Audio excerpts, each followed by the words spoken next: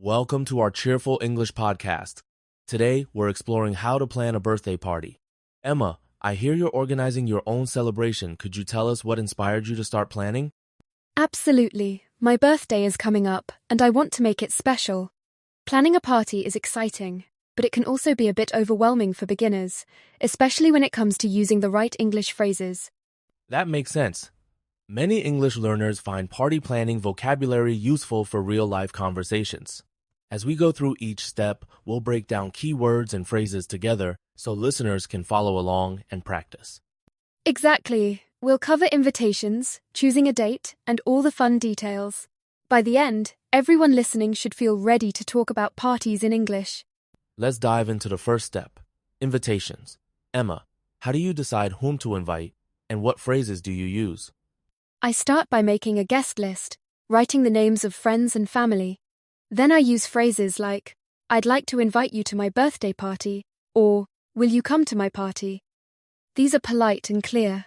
Those are great examples. It's common to use would you like to for invitations, which sounds friendly. For instance, would you like to join us for cake and games? Yes, and if someone invites you, you can reply with, thank you, I'd love to come, or politely decline by saying, thank you, but I can't make it. Practicing these exchanges builds confidence. Once invitations are ready, it's time to set the date. Emma, how do you pick a day, and what English expressions help you ask about availability? I usually check which day works best for my friends. I might ask, what day are you free? Or, does Saturday work for you? For the party itself, I say, the party starts at 3 p.m., or, it will be on July 10th. Those are practical phrases. Listeners, try practicing questions like, when is your birthday? Or, what time does the party start? These are essential for everyday conversations. Definitely. Also, confirming plans is important. You can say, see you at 3 o'clock on Saturday, to make sure everyone remembers. Now, let's talk about decorations and food, two things that make any party lively. Emma, what are your must-have party items? I always include balloons, colorful streamers, and a big birthday cake. The word decorations covers things like banners or confetti. For food, cake and snacks are party essentials. That's helpful. Balloons and cake are common in celebrations around the world. In English, saying, we're going to decorate with balloons, or there will be a chocolate cake, is clear and inviting. Exactly. These words also help learners recognize party scenes in books or movies, making English feel more familiar and fun. Every fun party needs great activities. Emma, what games or entertainment are you planning, and how do you talk about them in English? I'm planning to play musical chairs and maybe have a dancing contest. I use the structure, we're going to play games, or let's have a singing competition. It's easy to invite others by saying, would you like to join the game? That's a great way to include everyone. You can also ask, what games do you like? Or do you want to play? This encourages participation and keeps the conversation flowing. Yes, using these simple questions helps everyone feel welcome and excited, and it's a great way to practice English in a social setting. Let's not forget about presents. How do you talk about gifts and express thanks at a birthday party, Emma? When someone gives a gift, I say, thank you so much for the present, or that's so thoughtful of you. It's polite to show gratitude.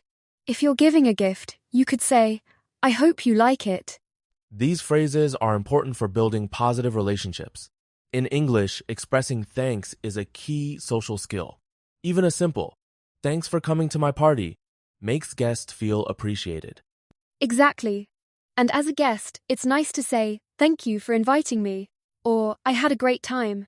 This helps end the celebration on a friendly note. Let's shift gears and focus on grammar. Emma, when talking about future plans, what structures do you use in English?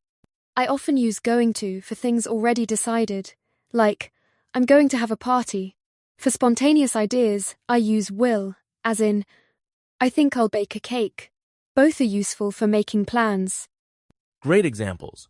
Using going to signals something arranged, while will shows a new decision or offer. For example, I'll help you decorate is an immediate promise. Exactly, and practicing these forms helps learners sound more natural and confident when making plans with others. It's also important to ask questions politely. Emma, How do you check if someone can come or what they like at a party? I use, can you make it on Saturday? Or, what time is best for you? For preferences, I ask, do you like chocolate cake? Or, what games do you enjoy? This shows you care about your guests. That's right. Adding please makes questions even more polite, like, could you please let me know if you can come? Small words make invitations sound friendlier. Definitely.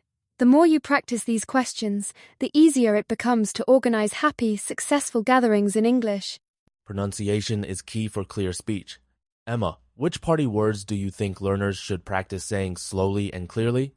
Words like birthday, invitation, balloons, and cake appear often. Focusing on each syllable like invitation helps listeners understand you. Practicing with a friend or recording yourself can improve clarity. That's a helpful tip. For example, party has a strong R sound in American English. Repeating tricky words in sentences, such as, the party starts at 2, reinforces correct pronunciation. Exactly. The more you practice, the more natural you'll sound. Don't worry about small mistakes. Confidence grows with each conversation. To wrap up, let's try a mini speaking challenge. Emma, can you give listeners an example invitation they can use to practice at home? Sure. Hi, I'm having a birthday party on Saturday at 3 p.m. Would you like to come? Listeners, try inviting a friend or family member using this sentence. That's a fantastic start. You can also practice accepting and declining invitations. For example, thank you, I'd love to come, or sorry, I can't make it this time. Exactly. Practicing these simple dialogues builds real-life confidence. Remember, every small conversation helps you improve your English skills.